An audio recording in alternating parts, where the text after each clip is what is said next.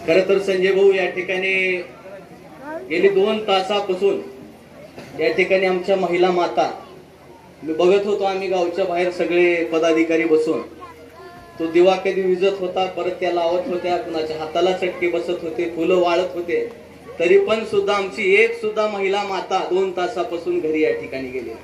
तर हे चित्र काय दर्शवतंय? तर हे चित्र हे दर्शवतंय की संजय बनसोडे यांचा विजय कोणी रोखू शकणार नाही. हे काळ्या दगडावरची पांढरी रेष या ठिकाणी. खर तर हे गाव स्वर्गीय लोकनेते गोपीनाथरावजी मुंडे साहेब यांच्या विचाराचं गाव आहे. या गावानं आतापर्यंत भारतीय जनता पार्टीच्या पाठीशी राहण्याचं काम या ठिकाणी केलेलं आहे.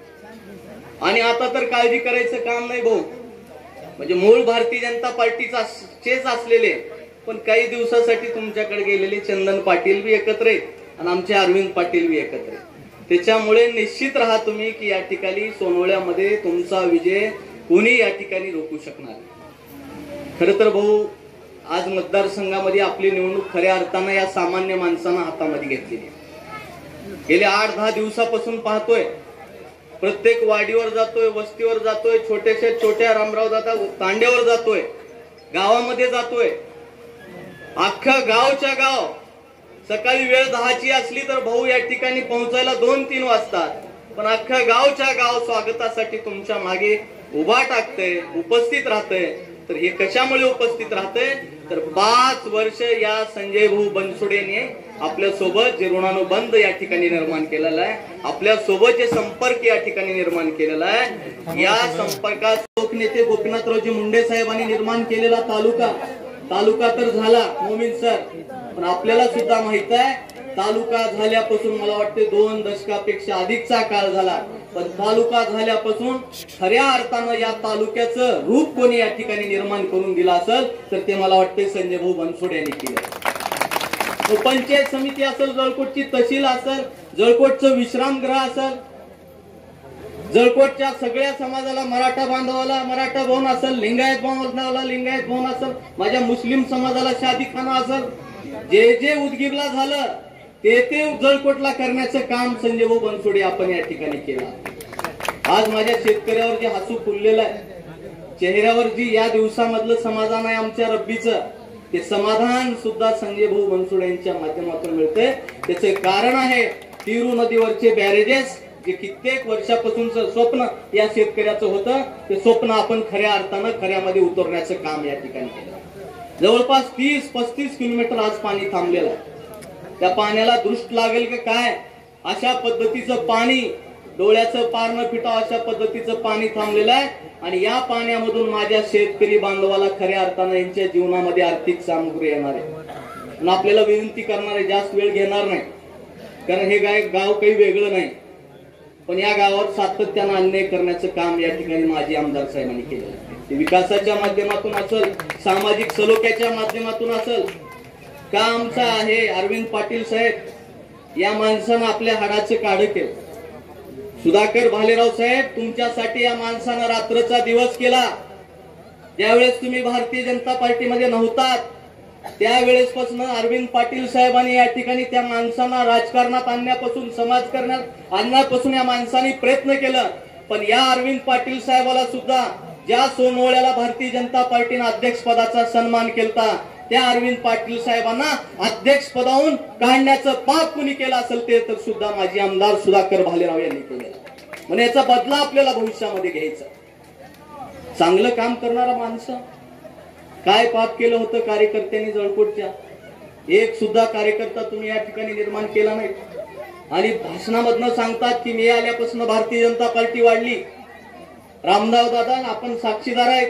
जळकोट तालुका निर्माण झाल्यानंतर भारतीय जनता पार्टीच्या आमच्या पहिल्या सभापती होत्या प्रेमलाताई घोंगडे. त्यावेळेस आपण भारतीय जनता पार्टीमध्ये नव्हतात. आपण येण्याच्या अगोदर जिल्हा परिषद सदस्य सुद्धा या आमच्या जळकोट तालुक्यामध्ये या ठिकाणी बरेचसे सदस्य या ठिकाणी राहिले. 3 पैकी 2 जिल्हा परिषदेत सदस्य सुद्धा उस्मान मोमीन असतील, इकडे आमचे सोनकांबळे सुद्धा असतील.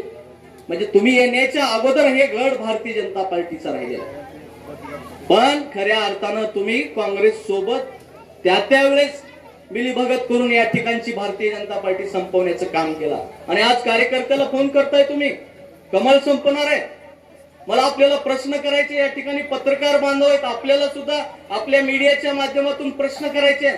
2019ला ज्यावेळेस पक्षानं सांगितलं थांबायला, तुमचा संपर्क नव्हता, तुम्ही काम केलं नाही, तुम्ही निष्क्रिय पद्धतीने या मतदारसंघामध्ये काम केलं. पक्षानं घरी बसायला सांगितलं तर पक्षाच्या विरोधात खऱ्या अर्थानं तुम्ही गद्दारी करण्याचं काम केलं आणि पक्षाचा अधिकृत कमळाचा उमेदवार पाडण्याचं महापाप तुम्ही या ठिकाणी केलं. मागच्या वेळेस तुम्ही कार्यकर्त्याला सांगताय संजय बनसोडे माणूस चांगला आहे, त्याला मदत करा, आणि आज तुमचा स्वतःचा स्वार्थ आला तर तुम्ही सांगताय संजय बनसोडे भ्रष्टाचारी आहे, संजय बनसोडे गद्दार आहे. अरे गद्दारी कोण केली मला मायबाप जनतेला विचारायचे. संजय भाऊ बनसोडे 2014ला निवडणूक लढली या विधानसभेत पहिली, त्यावेळेस पण पक्ष राष्ट्रवादी चिन्ह घड्याळ. 2019ला निवडणूक लढली, विजय संपादन झाला, पक्ष राष्ट्रवादी चिन्ह घड्याळ. 2024ला आपल्या समोर मैदानात आहे, पक्ष कुठला? राष्ट्रवादी चिन्ह घड्याळ. पण मला खऱ्या अर्थानं तुम्हाला प्रश्न करायचे, तुमचा 14चा आणि 9चा पक्ष कुठला होता आणि आता 24चा पक्ष आणि चिन्ह कुठला आहे? सांगा तुम्ही. खऱ्या अर्थानं गद्दारी कोण केली असेल तर खऱ्या अर्थानं माजी आमदार साहेबांनी या ठिकाणी गद्दारी करण्याचं काम केले. म्हणून आपल्याला विनंती करायची, वेळ खूप कमी राहिलेला. गाव जवळपास संजय भाऊचा आता दुसरा राऊंड सुरू होते का काय अशी परिस्थिती झाली. उद्याला शेवटचं सर्कल आमचं या ठिकाणी या विधानसभा मधलं आहे. चंदन पाटील साहेब, आपल्याला माहिती आहे हा माणूस शेवटच्या झोपडीपर्यंत जातोय, शेवटच्या घरापर्यंत जातोय, प्रत्येकाला नम्रतेनं बोलतोय. 5 वर्षामध्ये राज्याचा कॅबिनेट मंत्री असताना सुद्धा अपशब्द आतापर्यंत भाद्राच्या कधीच भाषणामध्ये आला नाही किंवा कधीच संवादात आला नाही. पण पुढच्या आमदार साहेबाला विचारा, भाषणामधली भाषा तपासा. शरदचंद्रजी पवार साहेबाच्या स्टेजहून सुद्धा अपशब्द भाषा बांधणारे माजी आमदार पाहिजे का नम्रतेनं आपल्या सोबत सन्मानाची वागणूक देणारा आमदार पाहिजे? तुम्ही येणाऱ्या 20 तारखेला पाहिजे. मग आपल्याला विनंती करायची, माझ्या मायमाऊलींना विनंती करून मी थांबणार आहे.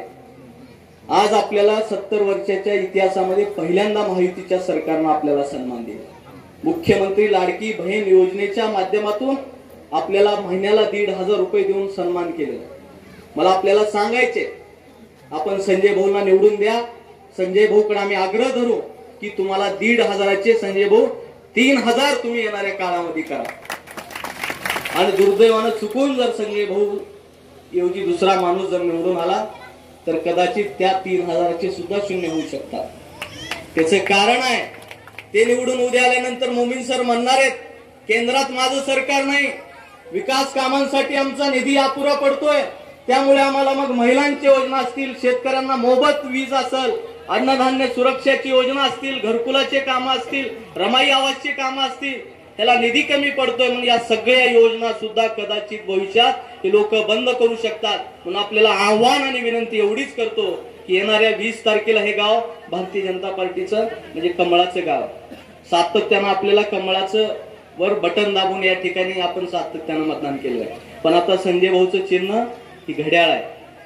भारतीय जनता पार्टीनं आणि सर्व महायुतीनं त्यांना या ठिकाणी घड्याळ दिले. म्हणून आपल्याला विनंती करतो की येणाऱ्या 20 तारखेला आपण घड्याळाच्या चिन्हावर मतदान करून आपल्याला आपल्या लोकनेत्या पंकजाताई मुंडे आणि धनंजयजी मुंडे साहेब यांना जर मंत्रिमंडळात बघायचं असेल आणि त्यांच्यासोबत आपल्या आमदारालाही मंत्रिमंडळात बघायचं असेल तर संपूर्ण गावचं 100% मतदान हे घड्याळाच्या चिन्हावर करा आणि एक वेगळा विक्रम करून दाखवून द्या की सोनवळा आमच्या महायुतीच्या पाठीशी आहे असं आव्हान करतो आणि आपल्याला शुभेच्छा देऊन माझं मनोगत संपवतो.